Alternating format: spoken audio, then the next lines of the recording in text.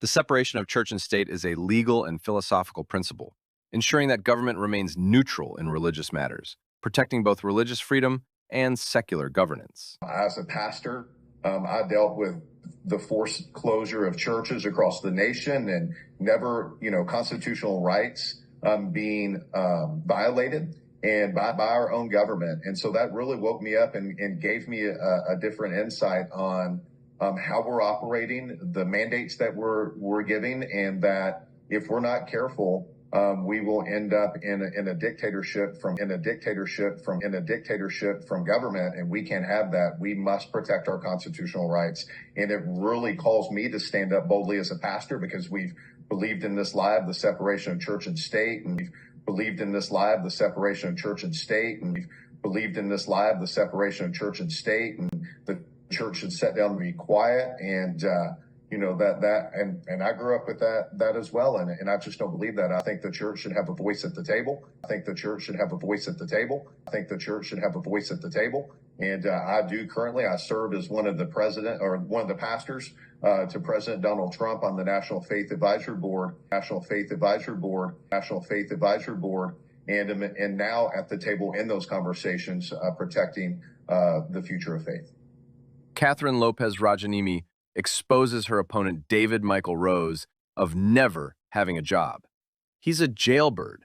So where's the massive amounts of money David Rose and his wife coming from?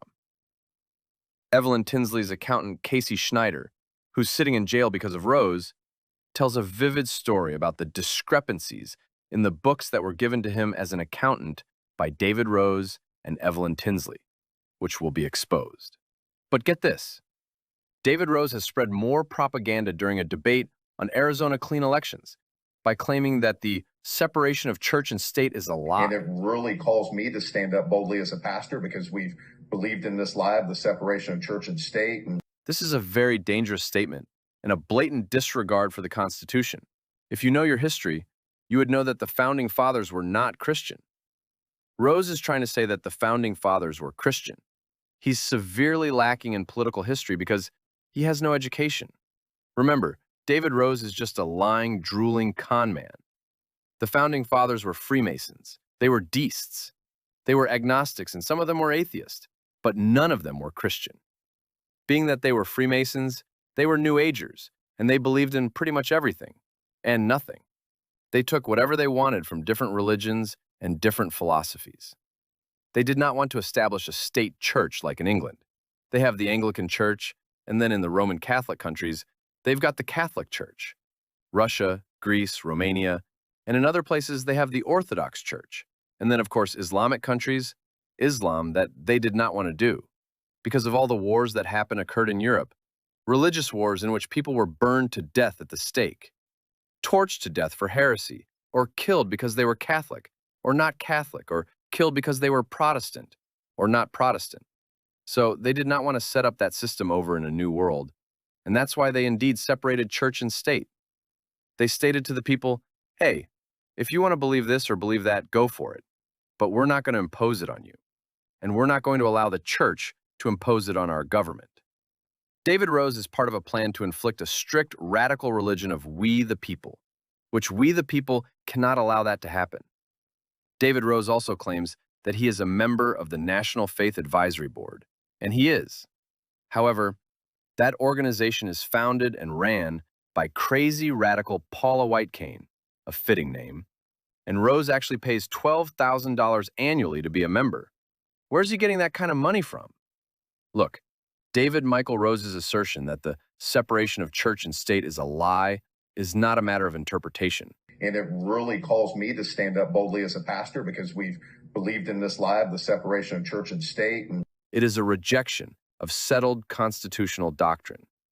The First Amendment explicitly bars the government from establishing religion, and for over 2 centuries, courts have consistently interpreted this to require a clear boundary between religious authority and state power. This principle is not optional. It is a cornerstone of American law designed to prevent religious coercion, protect minority faiths, and preserve individual liberty. When a candidate for public office dismisses this doctrine, it raises serious concerns about their willingness to uphold the Constitution they would be sworn to defend. Voters should recognize that undermining this separation is not simply ideological. It poses a direct risk to civil rights, equal protection, and the integrity of democratic governance. Bottom line, David Rose is not only a con man, but he is a radical, and his stance on the separation being a lie proves he will destroy our constitutional freedoms. And on top of all of this, David Michael Rose has another individual who uses the name of Gianna Gigi Kraft, whose real name is Fuller, who has been shamefully attacking several people who exposed David Rose's criminality. She claims people are giving her address out and that people are coming to her house to threaten her. Her MO is to use the police to harass people on her behalf. And that is the same thing David Rose does. It is a pattern that David Rose is using to harass anyone who exposes him. Gianna Gigi Kraft has several Facebook accounts that she is using to publicly attack David Rose's opponents, and when she gets exposed, she cries wolf and plays like she is a victim, making various posts harassing people. Another Facebook page called The Mohave Insider is also viciously attacking the LD30 candidates for criminal David Rose to the point that it's being banned all over Facebook for false information and labeling people rhinos, when in fact, these Facebook pages are stupidly supporting a criminal, used car salesman felon named David Rose. Take notice that those supporting David Rose are not credible. You know, I'm watching people support a candidate that I'm running against because I'm at home of 49 years. And this, like I said, this is going to make people mad. But the person is a felon in multiple states. It's bad. Multiple felonies, multiple states. I got the receipts. And I've been working since I was 17 years old. But nobody will ask this candidate, what have you done for a living?